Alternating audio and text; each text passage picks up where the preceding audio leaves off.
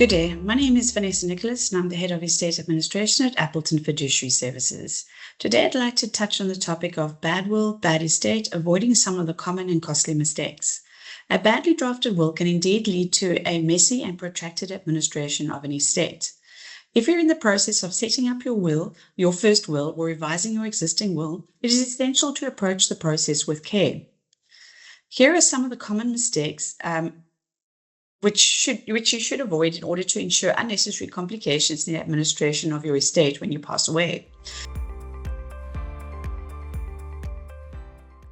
Knowing your marital regimes. It's actually quite strange that a number of people don't actually know their marital regimes. Your marital regime has an impact on your estate. So if you're married in community of property, all assets and liabilities acquired before and during your marriage form part of your joint estate, with each spouse owning an undivided 50% share. In the event of your death, you will only be dealing with your half share of your joint estate, making it essential that you ensure that your will is limited to distributing only your half share of the assets. If you're married out of community of property, with the accrual system, you are generally free to bequeath your assets as you wish. One must, however, bear in mind that there is an accrual calculation. If your asset has grown more than your spouse's during the course of your marriage, your surviving spouse will have a claim against your estate for her share or his share of the accrual.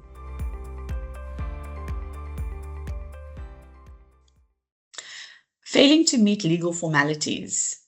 Don't let your beneficiaries witness your will, nor their spouses. This could disqualify them from inheriting from the estate. Also, don't forget to date your will. Although it's not a legal requirement, it's best practice to date your will to ensure that it is your latest will that the executor is dealing with.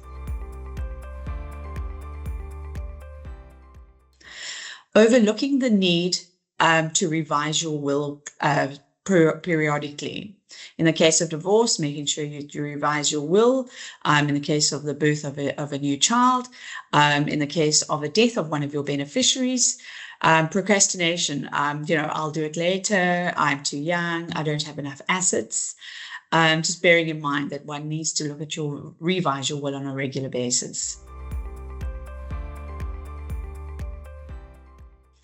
The other item is using vague and ambiguous language. For instance, my children, are you referring to your children, your stepchildren, your biological children? And bequeathing your house, are you referring to your residential house or your holiday home? Also then making sure that you include the full name and ID number of your beneficiaries. There's a number, many families have through the generations passed down their name. We've got John Jr., John Sr., John great-grandfather John. So just make sure that you have your full names and identity numbers of your beneficiaries to ensure that the correct beneficiary is actually going to be receiving what you want them to receive.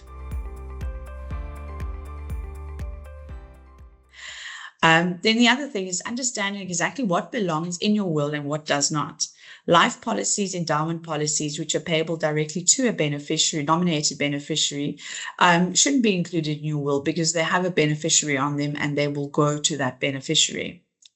Just bearing in mind that life policies, endowment policies can, in fact, form part of an estate in respect of being a deemed asset for estate duty calculation purposes.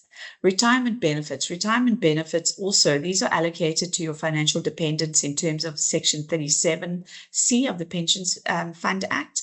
And so these funds don't fall within the estate. Then also bearing in mind the difference between what assets belong to you and what assets belong to your trust or your company. So you cannot bequeath your trust assets or your company assets in your will. What you can, however, bequeath is your loan account in your trust and your loan account in your company, your shares, your members' interest in your company. But you cannot, like I say, you cannot distribute or bequeath your assets of your trust or your assets of your company. So it's crucial just to make sure that you have a valid will and to ensure clear distribution of assets, the appointment of executor, the nomination of guardian, should you have minor children, the prevention of family disputes by having clearly outlined your wishes, which will assist in the smooth administration of your estate once you pass away. So I hope you found this short video useful, but if you have any further questions, please do not hesitate to contact Appleton on 0800 50 60 70. Alternatively, you can email at clientcare@appleton.com. Thank you.